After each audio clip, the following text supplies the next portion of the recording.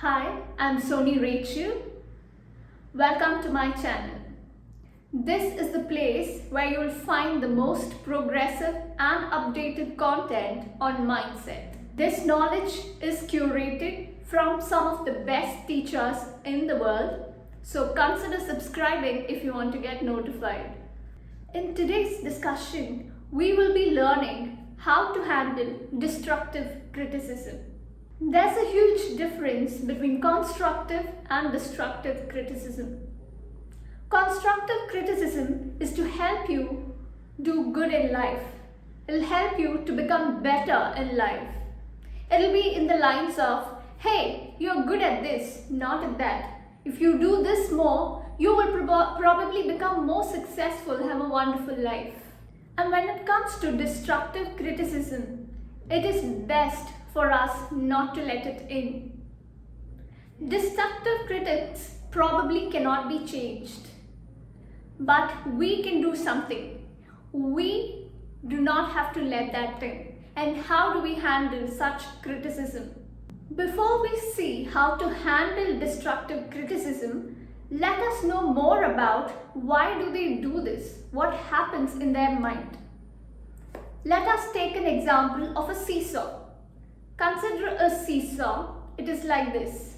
We are here and the other person is here, the one who is criticizing us. So in their minds, a person who destructively criticizes, he is always below others. He can see you on top. So now what he wants to do is come up. So there are two things he can do. He or she can brag about themselves and either become equal or go up, or the easiest way is to diminish you. Again they go up. So this is what that goes on in the mind of destructive critics. So the problem is they feel low about themselves. They are not happy with themselves either. That is the reason they cannot see themselves below. They want to show themselves as someone who is superior. So they either brag about themselves or destructively criticize you and try to diminish you and bring you lower. But whatever they say, just remember one thing. The most important words that you hear are of yourself. Make sure your words are not criticizing you. It doesn't matter what somebody else says. But are you letting that in? Are you echoing those words to your mind is what matters. So now we will see 3 ways and how we can stop the negative criticism or the destructive criticism from seeping into our mind. Now if you're like most human beings, I'm sure there was some point in your life where you were destructively criticized by someone. Now, I would ask you to imagine how did you react to that situation. Imagine a situation where you were criticized badly and you were hurt. What did you do? Did you cry? Did you spite back vengeance? Or did you just go along and think about the event and start putting the other person down in your imagination? Is that what you did? Now, if that is what you did back then, I would like you to change that imagination. The same situation, imagine your response was different. Imagine now that you smile back and say to the person, "Oh, I'm really sorry you felt that, but I'm not going to let this criticism in," and end that criticism today. All the baggages that you have about somebody criticizing you, if you have let it in and is stored in your memory, just imagine this situation again. Imagine you're responding back but with a smile and say, "Oh, I'm sorry you felt that way. I am not letting that in." Once you're done with this, we will proceed on how to handle criticism from today when someone does that to you. The first way on how you can respond is, if someone criticizes you in order to diminish you, smile and say to them, Thanks for sharing that.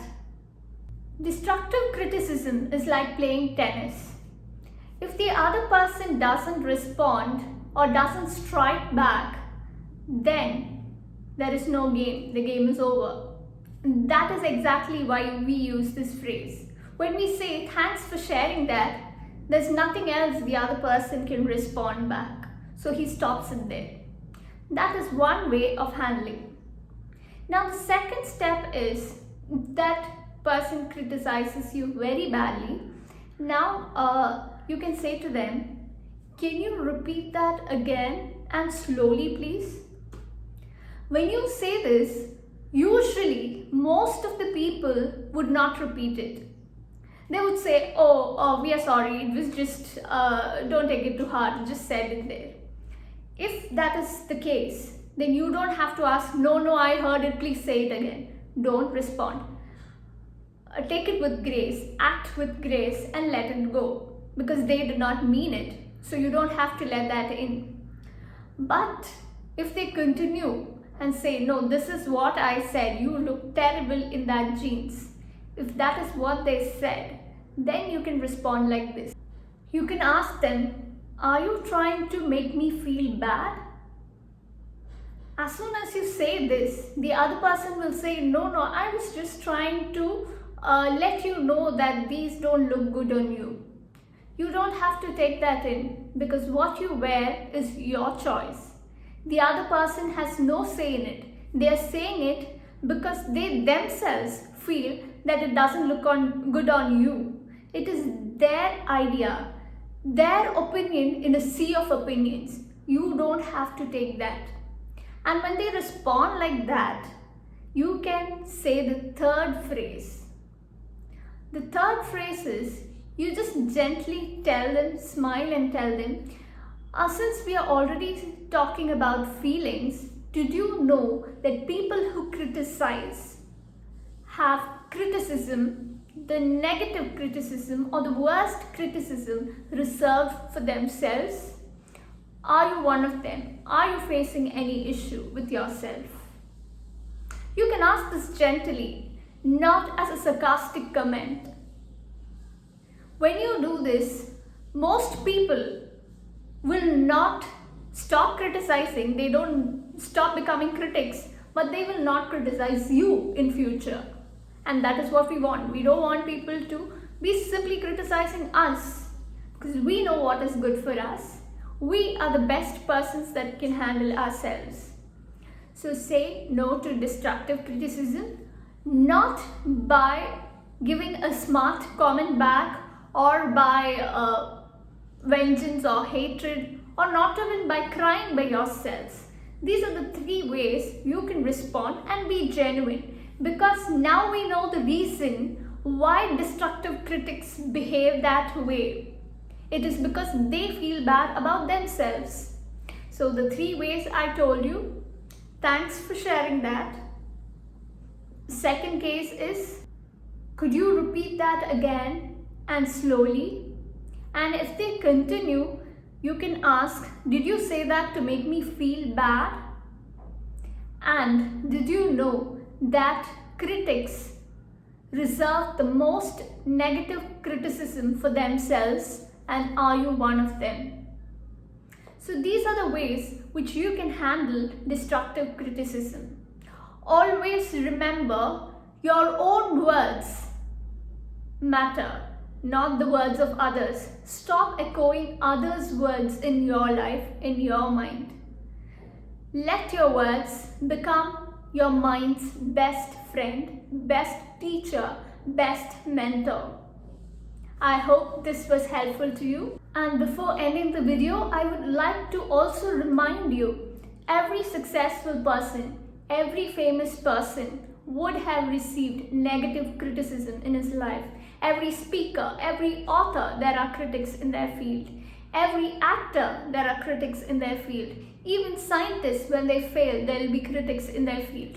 But if they take the criticism, let that seep into them and stop working or stop doing what they feel is right, none of them would have been where they are today. So remember, when we go out to the world, When we start meeting new people, when we seek opportunities, when we start doing things, there will be many things that we come across. We come across opportunities, we come across abundance, we also come across critics.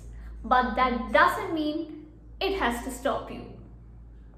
It is in your hands. What you do in life, how you go about life, and what happens to you in future lies majorly with you.